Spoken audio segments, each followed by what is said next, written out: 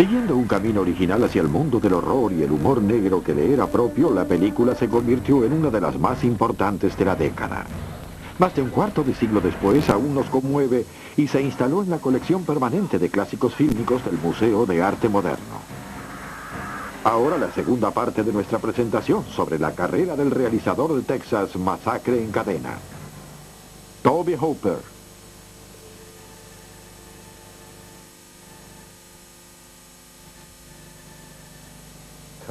Tobe no progresó muchos años en su carrera porque no quería ir a Los Ángeles.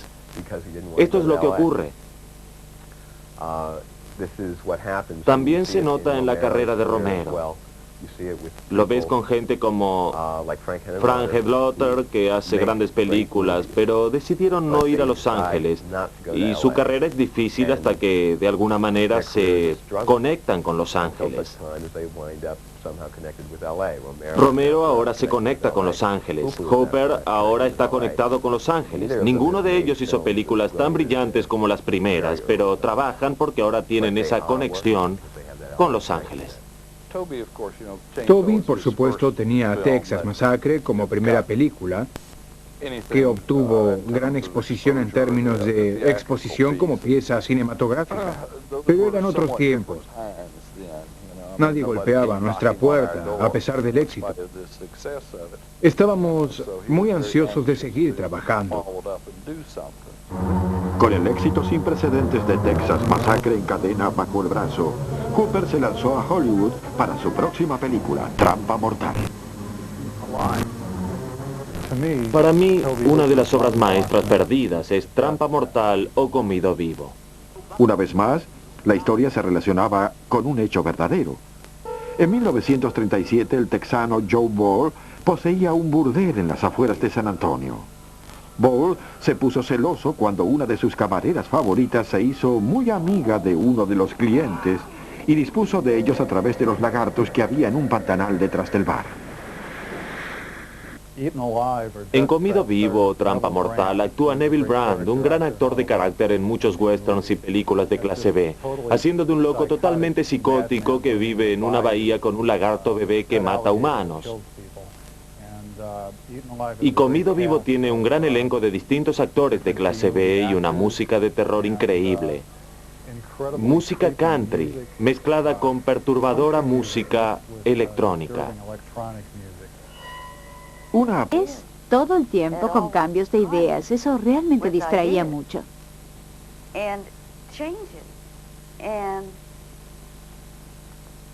Tobe trataba de trabajar con los actores, hacer las tomas y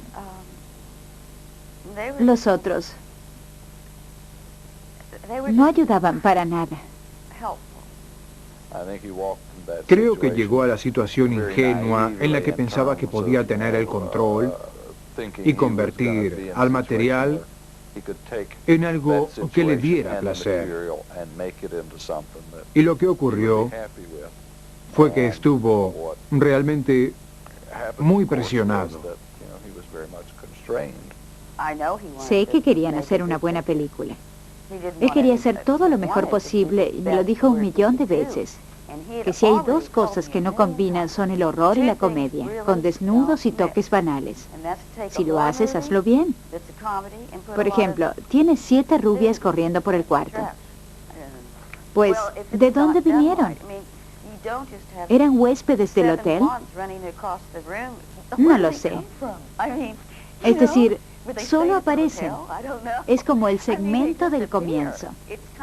Él no rodó otras cosas.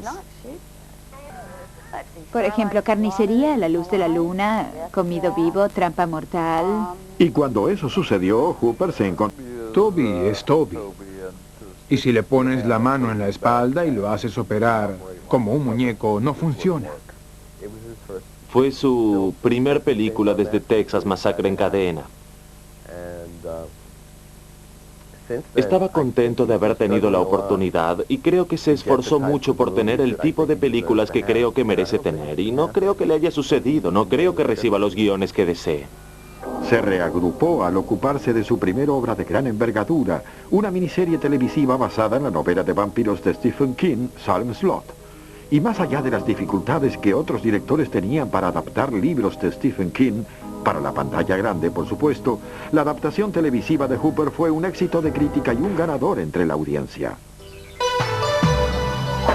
Universal lo contrataron para dirigir Carnaval del Terror en 1981. Hooper se encontró plagado de problemas durante la filmación mientras empezaba a irse del presupuesto y hasta parecía que iba a ser separado del proyecto, pero perseveró y puso a raya los lobos del estudio hasta terminar la película. No tan extraña ni marginal como sus precedentes, Carnaval del Terror brinda una visión torcida similar de bajos valores familiares. No entiendo. Nada.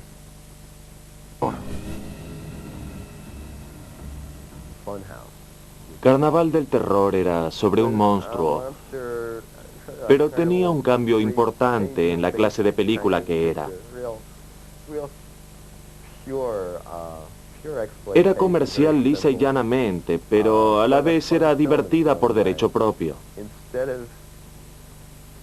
En lugar del asesino de siempre, este asesino era un tipo que acarreaba con un increíble defecto desde su infancia que lo había llevado al camino del mal. Y lo cierto es que había que desprenderse de todo mal gusto para disfrutar del filme. Hooper fue recompensado con mayor presupuesto y mejores actores para su siguiente proyecto, Venom. Pero excesos de gastos y otros problemas significaron su reemplazo a varias semanas de comenzado el rodaje. De regreso a California y desocupado, Hooper recibió una llamada de Steven Spielberg, que estaba ocupado filmando la fantasía sobre el gentil alienígena E.T., el extraterrestre. Spielberg tenía un proyecto mucho más terrorífico en mente, llamado Poltergeist. Hooper aceptó la dirección. La película fue un increíble éxito. Demostró que Hooper podía encarar una gran película, una de terror al estilo Hollywood, y tener así el acceso a todos los públicos en lugar de ser apto solo para mayores. Pero el triunfo se empañó porque hubo rumores acerca de que Spielberg había perdido la fe en la capacidad de Hooper y tomado la dirección en sus manos. Poltergeist es muy parecida a cualquier película de Spielberg, con efectos especiales y una atmósfera de los suburbios de California. Cada aspecto de la película estaba calculado y dibujado en el storyboard. Tenía una calidad muy diferente que en la mayoría de las películas de Toby, pero eso es resultado de estar tan estudiada. Él se ciñó a ese plan e hizo lo que hace un director. Tanto Spielberg como Hooper insistieron en que era obra de Hooper, pero la controversia persiste hasta hoy. Todd pensó durante todo el rodaje que era socio con Spielberg, que era una colaboración como Spielberg hacía con Lucas en películas anteriores. Así que hasta hoy no tengo idea de quién dirigió Poltergeist, porque un bando dice que fue Spielberg, y lo que se dice dentro del círculo de Spielberg es que él rehizo la película. Pero Hooper sostiene que él la rodó y que pensó que era una mera colaboración. ¿Qué se puede agregar? Pero eso alteró la carrera de Hooper. Tobe Hooper pareció lanzado a rechazar los rumores que rodearon a Poltergeist cuando filmó su nueva película Life Force, un espectacular filme de ciencia ficción al estilo Spielberg, pero sin Spielberg. Lejos quedaban el horror directo y el humor negro que habían establecido su reputación. Hooper había llegado al primer lugar con Venganza. Su siguiente proyecto siguió los pasos del anterior. Eligió volver a ser una de las películas clásicas de la generación de posguerra. Invader from Mars y Life Force poco hicieron por ayudar a Hooper a emerger de las oscuras cenizas de la controversia por Poltergeist con Spielberg. El estilo único y directo que había llevado a Hooper a Hollywood parecía evaporado. Tal vez él sintió esto, y entonces decidió volver a sus raíces con su siguiente y mejor película, Texas Masacre en Cadena, parte 2. Hooper había estado interesado en rodar una secuela de su más famosa película durante un tiempo, pero los derechos por Masacre habían sido litigados durante mucho tiempo. Finalmente se allanó el camino y con la ayuda del veterano escritor Kit Carson, produjo una escabrosa sátira de la podredumbre rural y de la locura del sueño americano que se torna ácida y resulta así única en los anales de la pantalla del horror. Lo que creo que hizo único a Toby es que podía hacer que la gente pensara que estaba pasando algo cuando no pasaba. Él podía hacerlo. Lo hizo en la segunda parte y lo hizo en la primera. Eso lo hizo famoso. Tob tenía un acuerdo por 3 películas con Cannon Films. El ancla de ese acuerdo, creo, era la secuela de Masacre. Las otras 2 fueron Life Force y la nueva versión de Invaders from Mars. La parte 2 llegó. Me llamó para pedirme que estuviera y acepté. Fui el único que estuvo en la parte 1 y la parte 2. A los tipos como Cara de Cuero Gunnar y el otro, que era Grandpa, el de 21 años, les dije, nunca acepten un papel donde deban usar máscara, por Dios. En Masacre 2, Bill, el que hacía de Cara de Cuero, se enfermó. Estuvo enfermo una semana y un doble hizo su parte esa semana.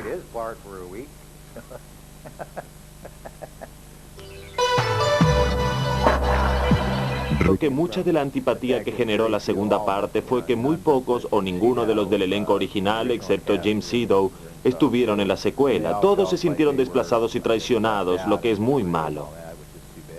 Negociamos que yo estuviera en ella, pero no llegamos a un acuerdo y me decepcioné hasta ver la película.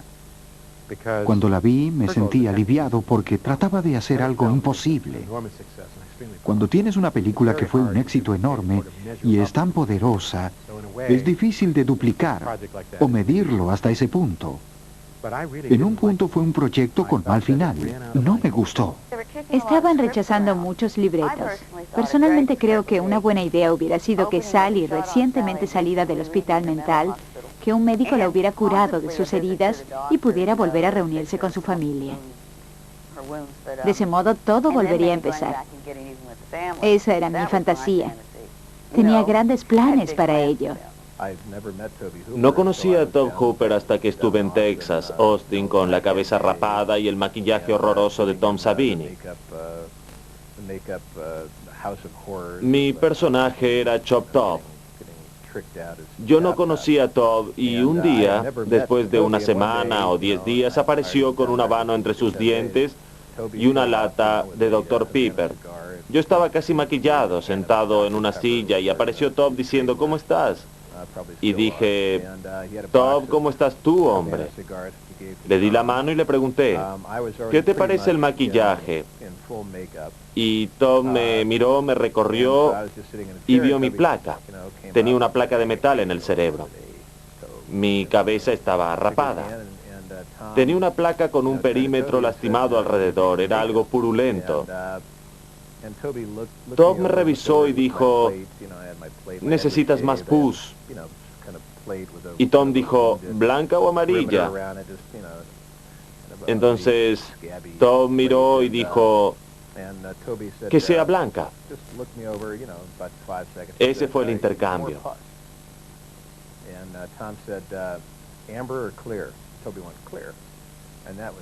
A partir de allí supe que ese tipo sabía lo que quería.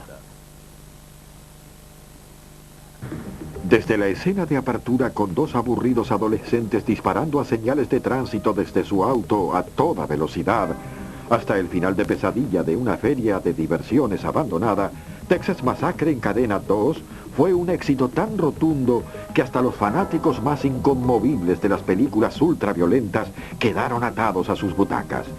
Y lo más importante es que el filme hizo que el público cambiara su actitud hacia esas películas. El filme que había ayudado a centralizar la atención en un movimiento espontáneo hacía más de una década, ahora había logrado ganar seriedad. Masacre 2 no estaba madura para salir. Escribieron todo de manera apurada.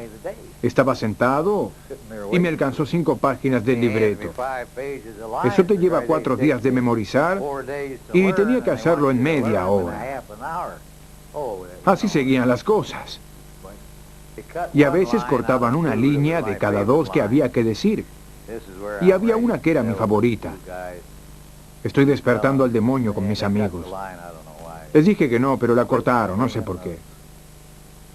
Dejen de traer a esos campesinos a casa. Traigan yuppies. Los campesinos son duros. Chop Top es el hermano gemelo del vagabundo, el que empezó Ed Neal en Masacre 1. Y lo que pasó es que al final de la primera, muere. Es decir, lo aplasta un semitractor gigante que se llama Black Maria en la puerta del granero.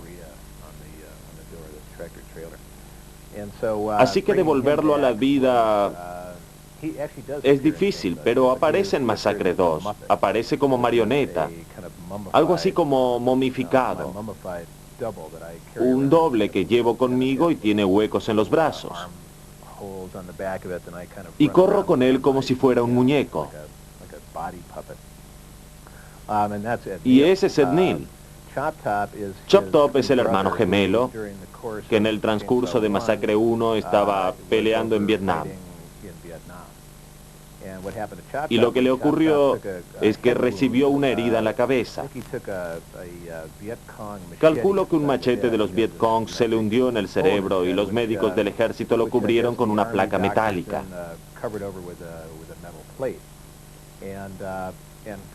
Presumiblemente la palabra sería subcutánea.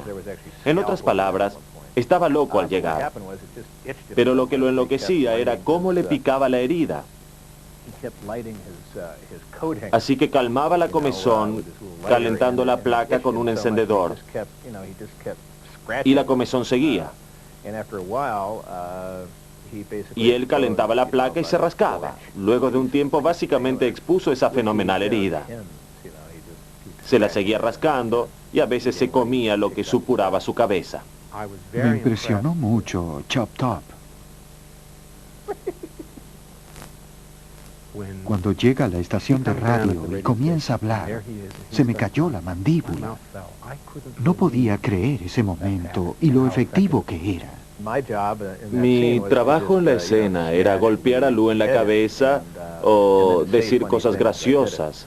Y eso hice. Así que improvisé lo que pude, lo que me vino a la mente.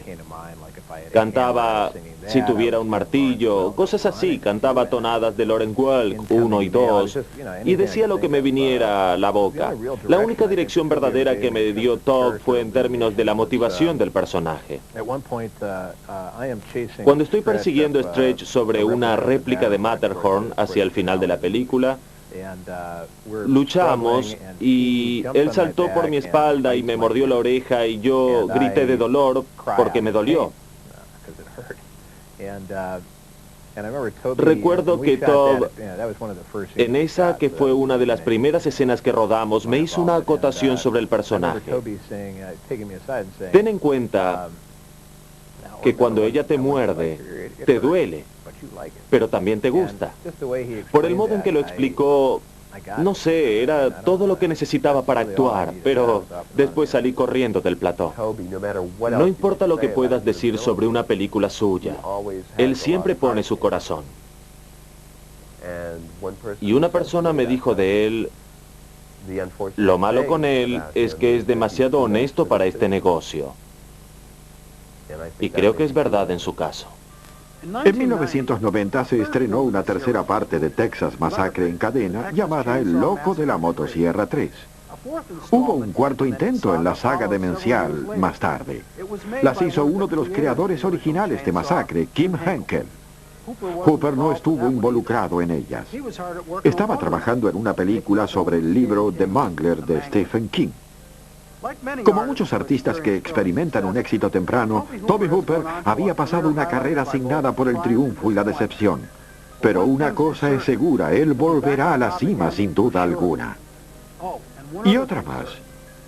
Si alguna vez andan por alguna carretera desolada en Texas y ven a una cabaña tranquila en la colina, no se detengan. Sigan conduciendo. Hasta nuestro próximo encuentro. Soy John McCarthy.